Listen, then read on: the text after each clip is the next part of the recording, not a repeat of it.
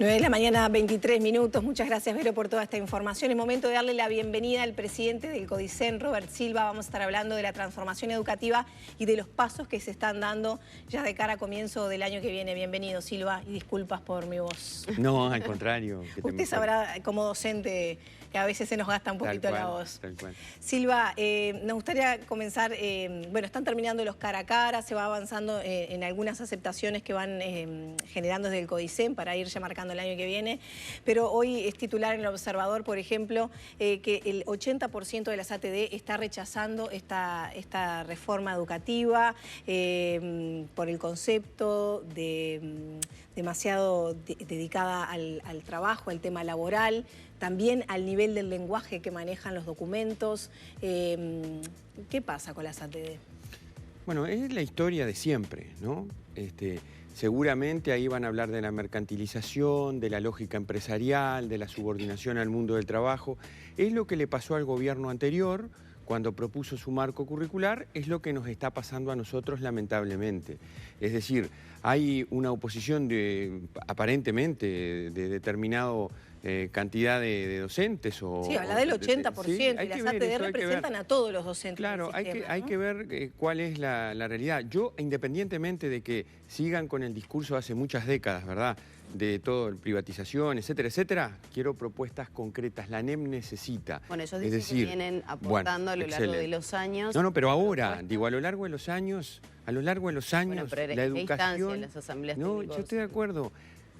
¿Quién puede negar el aporte de las asambleas técnicos docentes creadas en el año 90, a partir del 90 y algo? Por favor, nadie lo niega. Lo que digo es, han habido muchos aportes, han habido muchas realidades, pero la situación de la educación es una. El 42% de los chiquilines de 19 años abandona. El 82% de los que están en tercero liceo no saben calcular un porcentaje. Este argumento creo que ya nadie lo discute, ¿no? Bueno, Que entonces, se necesita un cambio ya está dado, ya está aceptado socialmente. Propuesta. Sí. Si dicen que esta propuesta nuestra mercantiliza, subordina al mundo del trabajo, privatiza la educación, bueno, ¿qué camino alternativo proponen? Porque la oposición por la oposición misma es que las cosas queden como están, quedar estático. Pero esa es la posición del 80% de los docentes de primaria, que es lo que... A ver, yo lo que digo es, miren, el otro día tuve en un cara a cara que tú estabas. Habló una maestra jubilada en una clara posición distinta a muchas de las cosas que estamos proponiendo. Y ella decía, yo trabajo hace mucho tiempo por competencias, mucho de lo que ustedes proponen es lo que se está haciendo hace mucho tiempo, lo dijo allí en el cara a cara. Y bueno, entonces si estamos proponiendo cosas que muchos docentes vienen haciendo desde hace mucho tiempo, ¿por qué oponerse bajo un fundamento que en realidad es un fundamento que lo respeto, pero no lo comparto? Pero además les quiero decir que cuando uno recorre el país, cuando uno dialoga con los docentes y sobre todo con las familias, a la cual uno tiene que hablarle muchísimo, la necesidad de cambio en la educación se impone por las realidades que nos tocan vivir. Y nosotros estamos en un proceso de cambio que venimos construyendo. Y además quiero decir otra cosa, quiero desmentir tajantemente que no haya habido participación. No es cierto. No, porque es lo que un proceso, claro. También, es un proceso, porque mucha gente concibe la participación con que uno haga lo que ellos quieren. Bueno, ellos plantean lo opuesto. Claro, en realidad no es así. En realidad fue la ANEP y el CODICEN los que no han permitido dialogar y es como una imposición. Yo le pregunto a la ATD primaria, ¿qué piensa de que 9 de 14 delegados se quedaron cuando la mesa, porque piden participación, pero la mesa les comunicó por WhatsApp a los delegados que estaban elaborando los programas delegados de las asambleas técnico-docentes de primaria que se tenían que ir? 9 se quedaron. Hicieron declaraciones públicas en periodistas como ustedes, colegas de ustedes, que dijeron que en la ANEP está pasando cosas que no habían pasado antes. Delegados de las asambleas técnico-docentes primaria. O sea, posición distinta a la que el grupo dice. Entonces, está bien. Acá creo que está bueno que existan posiciones diferentes. Lo que nosotros le pedimos y ojalá recibamos son propuestas alternativas, más allá del discurso de la privatización, que es falso y todo eso, que está bien. Bueno, es que se dice que no hay diálogo, que no se reciben las propuestas, que no hay instancia, pero escúchenme, que para eso se precisa pero tiempo. ¿a ustedes les parece que no hay diálogo? Primero, el proceso que nosotros llevamos de cambio curricular es el mismo que llevó el gobierno anterior y que se llevó históricamente. Mucho más democrático. ¿Saben por qué es mucho más democrático? Porque por primera vez en la historia de la educación, los programas se elaboraron entre asambleas técnico-docentes, inspectores, delegados de los subsistemas, se mandan a la TD, pero se cuelgan en la web, se hacen público y por eso se habilitó toda una discusión. No es que los programas los aprueban 4 paredes entre los técnicos. Pero se habilitó en noviembre, ¿no? Y bueno, pero se habilitó un proceso. Pero documentos borradores. Y ahora vienen todas las propuestas, por eso yo digo que ojalá que venga propuesta, para que nos permita ahora presentar los programas definitivos tomando muchas de las propuestas que vengan. Nunca antes se había hecho este mecanismo con los programas, nunca en la historia de la educación. Y además le digo otra cosa. Piden participación, se les da participación en los programas. Trabajaron y aportaron muchísimo, las maestras, los maestros, representantes de ATD y otros. Después se resolvieron ir, por suerte la mayoría se quedó, resolvieron irse. Entonces, reclaman una cosa, se les da la participación efectiva, porque no lo digo yo, lo dijeron en la prensa los delegados de asambleas técnico-docente primaria que se quedaron. ¿Qué propuestas se tomaron de las ATD, por ejemplo, para modificar el borrador inicial de la ANEP? Bueno, de las ATD vinculadas al trabajo. Aportes que se han hecho bueno, ahí los aportes están, digamos, porque integrando. Iglesia, por ejemplo, que ella entendía que únicamente por competencias no se podía, que había cuestiones que tenían que ser modificadas y se aceptó. Sí, a nivel del Consejo, lo dijo acá en Arriba Gente. Exacto. Pero digo, a nivel de las ATD, ¿qué aporte se ha recibido? La construcción de estos programas borrador tiene el aporte de las ATD en todo su proceso. Y ahora vamos a recibir nuevos aportes que veremos cuáles son y veremos la posibilidad siempre de integrarlos a la propuesta. O sea, nosotros teníamos un marco curricular nacional, presentaron varios aportes ATD, integrantes del Consejo, otros colectivos, tomamos muchos de ellos, reforzamos una idea que siempre tuvimos de la importancia de los contenidos para el desarrollo de las competencias, el saber para el saber hacer. Y ahora estamos con el plan y estamos con los programas. Así que yo creo que nosotros estamos ansiosos de recibir aportes, ya hemos recibido muchos. También abrimos a las academias del mundo científico, a los partidos políticos, a las universidades, a las instituciones privadas. Recibiendo esos aportes junto con los de las ATD, veremos qué programas podemos aprobar en diciembre, que van a ser los programas del primer ciclo inicial a segundo de escuela y los programas de séptimo, octavo y noveno, esto es actual. En 2023. Claro, primero, Silva, segundo y tercero del Liceo de Utah. Ya le vamos a hacer preguntas específicas de estos programas para ver si se llega y un poco cómo va a ser, pero para cerrar con este primer capítulo de estos documentos, ¿qué pasa con el nivel académico de estos documentos? Ha habido críticas, de hecho hoy también surge, hay párrafos repetidos, no respetan las normas APA, que es lineamiento de estilo académico de la Asociación Estadounidense de Psicología, que dicen que es inadmisible que haya esos errores en este tipo de documento. Aporten para corregir, son documentos borradores. No estén solo del lado de la crítica. ¿Hay problemas de nivel académico? Yo digo, miren, si uno en la ANEP va a verificar muchos documentos de varios lugares que provienen, las normas APA muchas veces es un proceso que tenemos que estar en mejora continua. Hubo corrección de estilo de los documentos, hubo revisión de diversa naturaleza, o sea que si hay cosas a corregir, aporten y digan qué es lo que tenemos que corregir de acuerdo a las normas APA, esto para que la gente entienda, ¿no?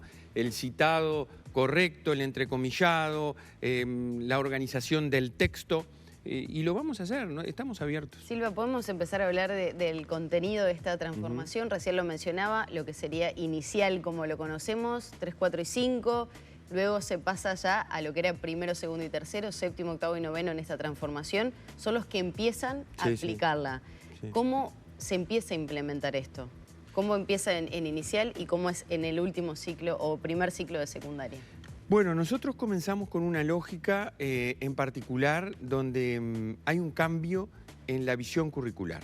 Esto quiere decir que hay un cambio en algo muy sustantivo para un sistema educativo, que es el plan y los programas de estudio, con una conceptualización que es comprensiva de toda esa educación básica integrada, que se concibe como única, que se concibe con lógica y secuencia y continuidad pedagógica y didáctica, en donde existen aprendizajes fundamentales que van durante todo el trayecto para entendernos, que haya una secuencia en aumento o en desarrollo de los aprendizajes, evitando incluso reiteración de temas, teniendo una unidad lógica a partir de la evolución en los distintos grados. Aprendizajes fundamentales, la lengua, la matemática, las ciencias sociales, o agrupados por espacios en donde van a dialogar mucho más las asignaturas que lo que pasaba antes. Y también una lógica, sobre todo en séptimo, octavo y noveno, de talleres que antes no estaban, en particular en educación secundaria. Talleres obligatorios, donde los estudiantes podrán optar y donde pasamos a 9 asignaturas más los talleres, habían 12 o 13 y nosotros ¿Puedo hacer una consulta sobre eso? Porque dice, son obligatorios pero podrán optar. Vamos a detenernos ahí un segundo, porque ahí también mezcló el reclamo de los docentes. Hay materias que son optativas pero obligatorias, se tiene que elegir talleres obligatoriamente, claro, pero se puede elegir entre uno y otro. Se puede elegir entre ciencias y arte y nosotros ahí estamos recibiendo como algunos aportes que están a estudio de la posibilidad de que esos sean talleres en donde además de trabajar juntos, que yo doy por sentado que así va a ser, pueda haber una rotación. Es decir, que tengan una cosa y que tengan la otra los estudiantes, más allá del trabajo. Por la misma carga horaria. Interdisciplina, claro, no se pierde horas, ¿no? Acá hay una cosa con meridiana claridad que hay que decir, tanto música como educación visual y plástica, dibujo, en el espacio de arte, dibujo, sí, para entendernos, ¿no? Se enojan los profesores de dibujo cuando uno dice que son de dibujo, con razón, digo, no lo cuestiono, simplemente lo comento por lo que ella dijo, 12 horas, siguen teniendo 12. Y ciencias físicas, entre las asignaturas y el taller, los talleres, tenía 6 horas, va a seguir teniendo 6 horas. ¿Qué pasa si los alumnos de física van a tener lo mismo? Porque era una preocupación. Lo mismo, 6.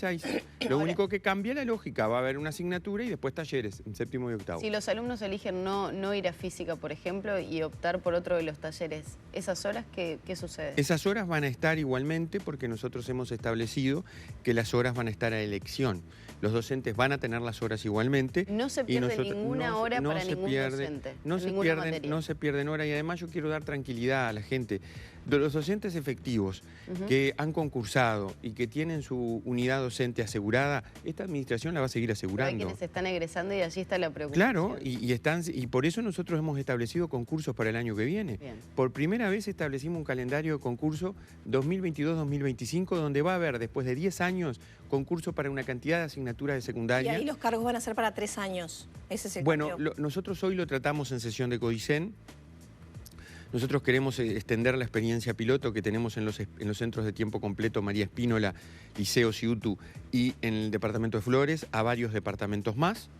Lo hemos planteado al sindicato, estamos convencidos que es una buena idea reclamada por los docentes de tener estabilidad en un centro educativo, de no ir a elección todos los años, y lo vamos a hacer en 6 departamentos que estamos definiendo y que en definitiva ojalá tengamos acuerdo y que todas las partes nos sentemos en torno a una mesa para proyectar, universalizar eso a futuro, es decir, que los docentes de secundaria y UTU no tengan que ir a elegir todos los años. Silvia, nos quedan muy pocos minutos y creo que tenemos que hablar del sistema de evaluación y pasaje de grado, y la otra es, para cerrar con esto, ¿se llega a marzo del año que viene con estos programas bajados a tierra? Sí, sí. Es decir, en el taller los chiquilines van al salón tal, al salón cual, el programa, el docente todavía no están terminados, ¿no? Sabe exactamente cómo va a enseñar la ley X de la física. Sí. No sé. A ver, nosotros tenemos los programas que es una realidad que tenemos que cuanto antes aprobarlo. Suponemos que en la primera quincena, en el mes de diciembre, van a estar aprobados, tanto el plan como el reglamento de evaluación de estudiantes y los programas. Y luego el cómo es el otro gran desafío que nosotros tenemos. Y por eso estamos con curso, porque vos podés tener un excelente plan, maravillosos programas, pero si yo sigo parándome frente a la clase diciendo lo que aprendí, que repito todos los años, y los estudiantes tomando nota, y después haciendo un escrito a fin de mes, repitiendo de memoria lo que yo les dije como docente, no hay programa que te valga. ¿Cómo es la evaluación entonces? Si no hay un escrito, ¿cómo bueno, sería hay múltiples formas de evaluación. El trabajo interdisciplinar por proyectos, el trabajo a partir incluso de equipos que presentan propuestas o que el docente da consignas y a partir de las mismas se trabaja incluso más allá de los grados, como he visto en algún liceo que lo hacen. Y allí los se de evaluaría. Primero con los de segundo. Por y ejemplo, ahí tú planteo evaluás esta situación y tengo que aplicar Claro. las leyes de la física. Y evaluás una cantidad de cosas a partir de un marco competencial que tenemos que trascender, y ese es el gran cambio que el Uruguay recién comenzamos en marzo tomando mucha experiencia que muchos docentes hacen, más allá del contenido, más allá de las reglas ortográficas, evaluar que los estudiantes tengan una competencia en comunicación, que sepan leer, que sepan escribir, que comprendan lo que leen y que en definitiva también tengan oralidad, sepan hablar, sepan expresarse.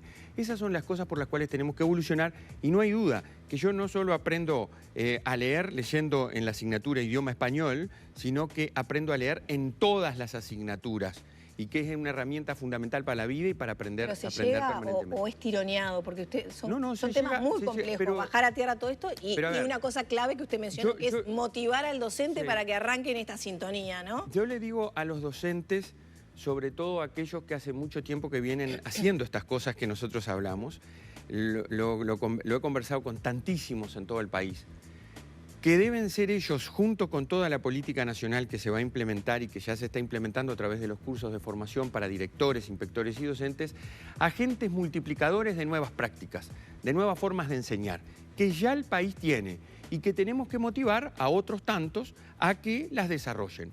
Yo como docente no le tengo miedo a los desafíos. Los desafíos son constantes y permanentes en una sociedad que tiene una cosa segura, que es el cambio. Por lo tanto, yo tengo plena confianza en nuestros equipos docentes, en nuestras comunidades educativas y en el proceso que hemos venido transitando para comenzar el cambio en el plan y en los programas en marzo del año que viene. Recordemos cuándo es el inicio de clases. El inicio de clases no lo tenemos fijado, pero será en el entorno de la primera semana de marzo. Supongo, hay que ver el calendario como lo tenemos. También el tema de elección de horas, de cargos en educación inicial y primaria. Vamos a ver qué presentan las direcciones generales y vamos a estar aprobando, como hicimos el año pasado, luego de la pandemia, un calendario para todo el año, para que la familia tenga claro cuándo son las vacaciones, cuándo empezamos, cuándo terminamos. ¿Qué pasa si primer día de clase los docentes están en conflicto porque no acompañan esta transformación educativa? ¿Qué plan B tiene el CODICEN? Porque es uno de los escenarios que se están manejando, ¿no? Sí, sin duda. A ver, yo tengo mucha confianza en que va a primar el interés superior del estudiante y de la familia. Es decir, no está bien que los centros educativos se vean afectados por medidas de paro. También digo que en los días de mayor conflictividad que hemos tenido de paro, nosotros tenemos situaciones muy diferentes en los subsistemas educativos. Tenemos subsistemas educativos y departamentos, por ejemplo, en donde asiste el 98-99% de los docentes. ¿Los días de paro? Los días de paro. Tenemos departamentos y algún subsistema educativo donde el 98% de los docentes asiste un día de paro. Y tenemos otro donde la realidad 50, 60% de asistencia, en eso ronda, y un promedio nacional de 34, 35% de adhesión, donde obviamente está el mayor impulso de la adhesión en el área metropolitana. Entonces, yo y la ANEP vamos a apostar, como lo venimos haciendo, al diálogo permanente, a la negociación y a procura de acuerdos. ¿Los privados empiezan también con la transformación? Todo, público y privado. ¿No se les da el año si no llegan con No, ya lo hemos hablado con ellos, todo público y privado comenzamos con el cambio curricular. Tenemos que cerrar. ¿Quiénes van a vivir cambios en su forma de evaluación a este fin de año? Todos. El reglamento de evaluación del estudiante va a aplicar a todos los tramos de la educación básica integrada. ¿Cómo va a ser la transición que todo el año se evaluó con una escala y ahora va a ser otra para ahora la evaluación es absolutamente distinta en su paradigma, ¿verdad? Hay una evaluación formativa que tiene descriptores, que guía, que orienta, que acompaña y que procura establecer reglas más objetivas, porque la población entienda, ¿no? Criterios más objetivos y que sean desde paradigmas iguales en primaria y educación media, respetando la especificidad de cada nivel educativo. Pero también se establece acompañamiento de los estudiantes. Se establece un periodo de acompañamiento al finalizar el año y en febrero. Los docentes gozamos de nuestras licencias y luego tenemos que estar acompañando a nuestros estudiantes con el objetivo final y sustantivo de que aprendan, de que adquieran herramientas, instrumentos para hacer en la vida lo que quieren ser, que la educación es un elemento clave y que lamentablemente en los que menos tienen eso no está pasando. Con la repetición se va a intentar evitar y hacer ese acompañamiento de cada uno para no perder a ningún alumno que quede en el camino. Y pienso en inicial también, cuando muchas veces no se tienen las herramientas básicas para hacer frente ya a la educación primaria. Está muy buena la pregunta porque aprovecho a desmentir ese relato que ha existido de que se elimina la repetición. Por este año, en tiempo de pandemia, dijimos en diciembre no se repite, se evalúa finalmente en febrero. Es lo que está haciendo el mundo, tratando de mantener a la gente en el sistema, dándole más oportunidades, sabiendo que los aprendizajes están afectados. No hay que tapar el sol con una mano. El reglamento definitivo, el que proponemos, establece un cambio en la repetición. La repetición o la no promoción continúa, pero atendiendo los avances de la neurociencia, de la psicología, etcétera, no un año escolar es significativo realmente para que los logros se alcancen o no. Entonces, se extiende el periodo con nuevas prácticas de acompañamiento de los estudiantes. Entonces, la no promoción va a estar en segundo de escuela, esa es la propuesta, en cuarto de escuela y en sexto de escuela. Pero no es que se va a esperar a ver qué pasa, no. Va a ir más tiempo para generar acompañamientos con los chiquilines, sobre todo los que tienen situaciones más complejas, para ver si logramos que desarrollen y lleguen a las metas esperadas de aprendizaje para que sigan transitando por la escuela y luego por el liceo o la UTU. Silva, muchas gracias por estos minutos. Gracias. No, gracias a ustedes, un gusto. Cerramos por aquí la charla con el presidente del CODICEN, 9 de la mañana, 44 minutos, una pausa y enseguida volvemos con más Arriba Gente.